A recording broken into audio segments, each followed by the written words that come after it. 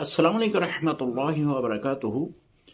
मोहम्मद अबू बकर तांदने वाले से सवाल कर रहे हैं कि मुफ्ती साहब, खरगोश क्या हलाल जानवर है?